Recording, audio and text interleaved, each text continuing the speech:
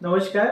Crown caps जब हम बच्चों में देते हैं, स्पेशली पीछे के दांतों पे या दो दांतों में जब एक साथ क्राउन्स दिया जाता है, तो आसपास के दांतों से कैसे उसको साफ सफाई रखें, या हम समझेंगे कि कैसे हम फ्लॉसिंग करें, और सिंपल भाषा में समझेंगे कि कैसे हम कैप्स की देखरेख करें। आज हमने फॉलो विजिट पे हमारे पास बच्चा है, इसको अभी हमने 10-15 दिन पहले क्राउन्स लगाए थे, और इस तरह की फ्लॉस आती है एक, है ना।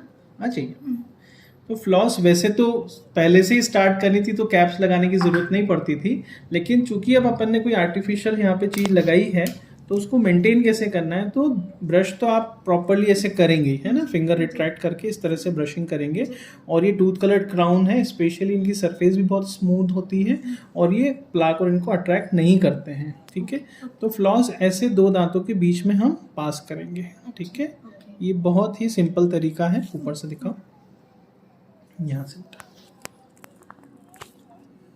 बहुत सिंपल तरीका है। हमने दो दांत के बीच में लिप्स को हमने फिंगर से अलग हटा लेना है, और ये खड़े खड़े ना करें, बच्चे को लिटा लें आप बिस्तर पे। अगर सिंपल तरीके से देखना है तो यहाँ बाहर, क्योंकि करीबन 33% हिस्सा हमारा दो दांतों के पास पास होता है, जिसको हम प्रॉक्सिमल कॉन्टैक्ट्स बोलते हैं।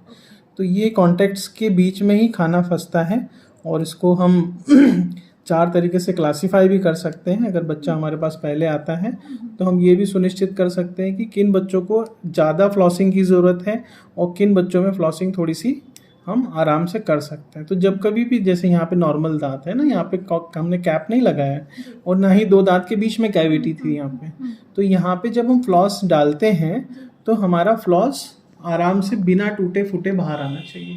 ये एक थ्रेड है ना, इसमें बहुत सारे थ्रेड हैं।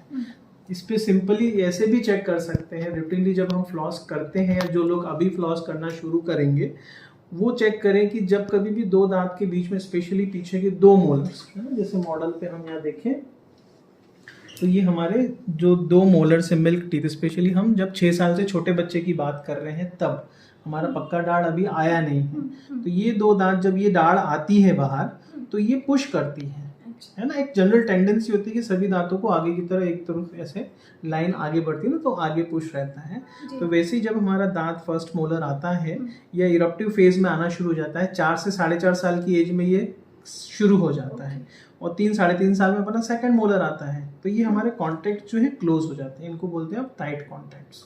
जिन बच्चों में ये ओपन रहते हैं, जहाँ पे बिल्कुल गैप दिख रही, जैसे यहाँ गैप दिख रही है, तो यहाँ खाना नहीं फंसेगा, तो इसको हम ओपन कॉन्टैक्ट बोलेंगे, है ना, या फिर ओन से हम साइंटिफिकली इसको डिनोट करते हैं।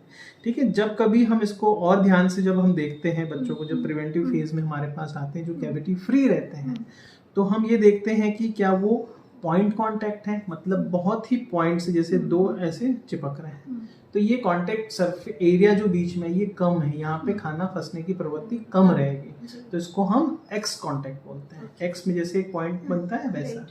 फिर नेक्स्ट आता है ब्रॉड कांटेक्ट, जो एक लंबी सरफेस होती है, जैसे यहाँ से लेके यहाँ तक का एरिया अगर हमारा चिपका हुआ, जैसे हम पाम को जब मिलाते हैं, तो ये बहुत बड़ा एरिया है, इसके बीच में हम कुछ भी चीज को होल्ड कर सकते हैं। जब खाना खाते हैं बच्चे, तो ये जगह होल्ड हो जाती है, और सबसे ज्यादा खाना यहीं फंसता है। अब जब हम कुल्ला करते हैं, या हमारी जुबान चलती है, या हम कुछ लिक्विड लेते हैं, तो एक स्क्वैशिंग मूवमेंट हमारे मुंह में होता है, तो उसमें ये जो जिंजावा के आसपास जो एम्ब्रेजर्स रहते हैं, छोटी छोटी सुरंग जैसी हम इमेजिन करें, तो वहां से खाना ये निकल के बाहर आ जाता है। बट जब कभी ये आई तरीका का या स्ट्रेट, या जिसको हम ब्रॉड कांटेक्ट बोलते हैं, ये रहता है, तो यहाँ से हमारा खाना ट्रैप्ड फूड है वो निकल नहीं पाता है, और ये धीरे धीरे धीरे वहाँ पे कैविटी की शुरुआत करता है। जब कैविटी बन जाती है, तो वहाँ पे एक छोटा सा ऐसा पॉकेट बन जाता है। अब इमेजिन करो कि इस दांत पे भी ऐसा पॉकेट है, और इस दांत पे भी ऐसा पॉकेट है, और ये कॉन्टैक्ट ऐसा बना हुआ है। अब यहाँ से खाना बार बार अंदर पुश हो रहा है ना, जैसे हम वो सेव बनाने की मशीन होती है ना, उसमें हम पुश करते रहते हैं, वो नीचे से आता रहता है, तो वैसे ही यहाँ पे खाना डिपॉजिट होते रहता है। अब इसके नीचे जो मसूड़ा है, ये इन्फ्लेम्ड होना शुरू हो जाता है।